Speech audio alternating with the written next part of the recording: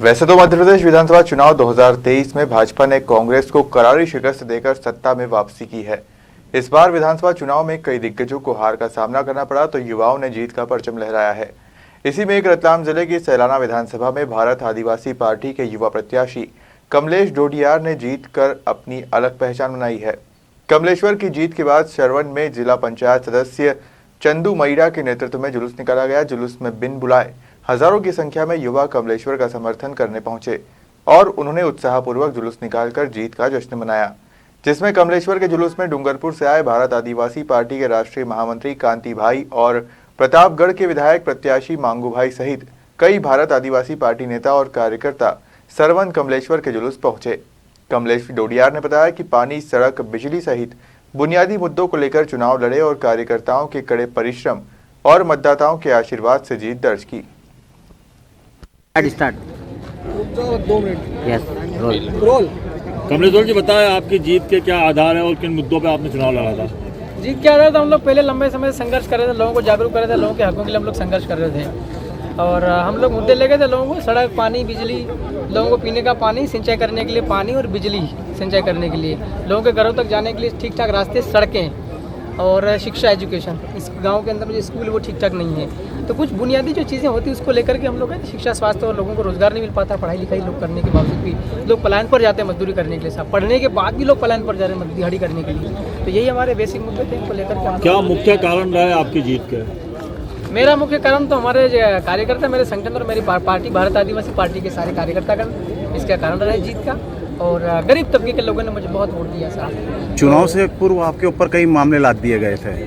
ये तो साहब बहुत सारे मुकदमे, 18-19 मुकदमे हुआ था, मैं इनसे डरता नहीं, तो झूठे मुकदमे सारे होते रहते हैं। अब आगे आपकी क्या रणनीति रहेंगी? मतदाताओं के लिए किस तरह के आप काम करेंगे?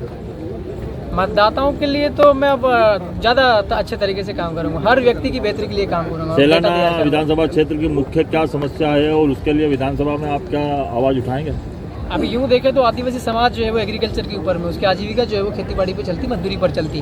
तो मेरा ये फोकस रहेगा कि लोगों की खेती बाड़ी ठीक ढंग से हो सके, एग्रीकल्चर वो ठीक से कर सके, उनके खेतों तक मैं पानी पहुंचाने के इंतजाम करूंगा, उनकी इलेक्ट्रिसिटी जो बार बार समस्या पैदा होती है लाइट की सिंचाई करने के दौरान, उसके ऊपर मैं काम करूँगा। दूसरा, में जो पलायन पर लोग जाते हैं हमारे समाज के लोग, गरीब तबके के लोग हैं किसी भी समाज के, उनको मैं रुकवाने के लिए अब किसी इलाके में कुछ रोजगार के इंतजाम करूँगा।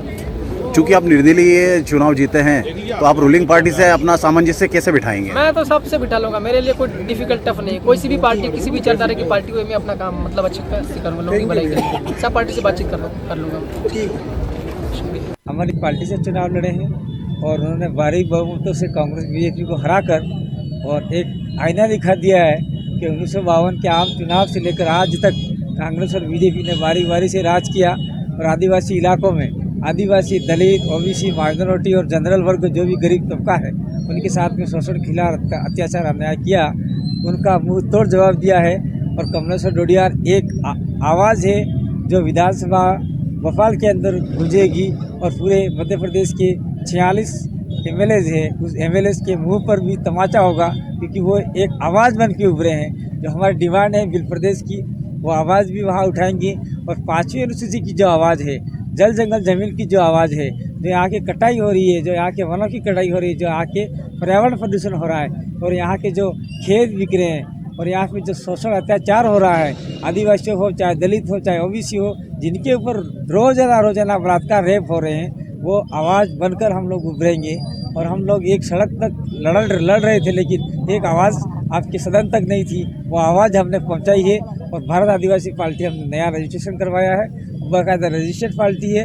और हमारे 2 राज्यों में अभी हमारे एमएलए हैं, 3 तो राजस्थान में, 1 यहाँ पे हो गया और आने वाले समय में हम महाराष्ट्र का चुनाव है, उसके बाद में गुजरात में हम पुनः वापस से चुनाव लड़वाएंगे। और आने वाले समय में हम लोग लोकसभा सीट में भी हम लड़ेंगे और हमें आशा और विश्वास है कि मध्य प्रदेश की 1 सीट निकलेगी, राजस्थान की 2 सीट निकलेगी, गुजरात की 2 सीट निकलेगी और महाराष्ट्र की 1 सीट भी हमारी लोकसभा की निकलेगी। ये हम लोग तैयारी कर चुके हैं। प्रदेश में सरकार भाजपा की है, जन समस्याओं का निराकरण आप किस तरीके से करते हैं? सरकार किसी की भी हो ना, उससे क्या फ़र्क पड़ता है?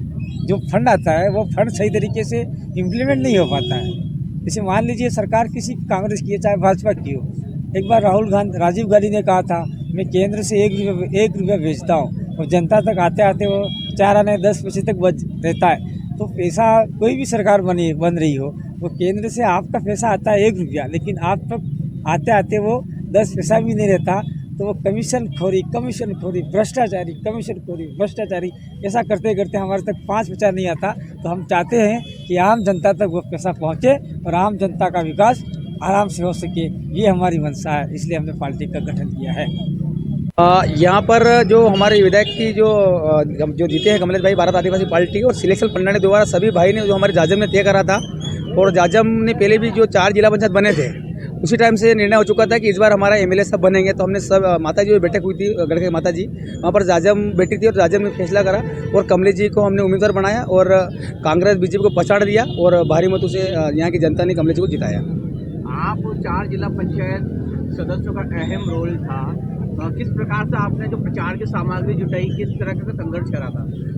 दादा, हम लोगों को आर्थिक मदद सभी भाइयों ने नोतरा भी गिराया था, और आर्थिक मदद जो भी हमारे भाई जो छोटे मोटे सरपंच है, जनप्रतिनिधि, जिला पंचायत सदस्य हैं, अपने अपने चारों भाइयों ने अपने वार्ड में जो भी पैसे कोड़ी खर्च लगे, गाड़ी कोड़े, बैनर, झंडे का सब हमने लगवाए। और बाकी हमारे जो दादा वगैरह है, इन्होंने भी डूंगरपुर से जो हमारा राष्ट्रीय भारत आदिवासी पार्टी के राष्ट्रीय सदस्य दादा, इन्होंने आदि व्यवस्था इन्होंने करी झंडे बैनर की। बाकी हम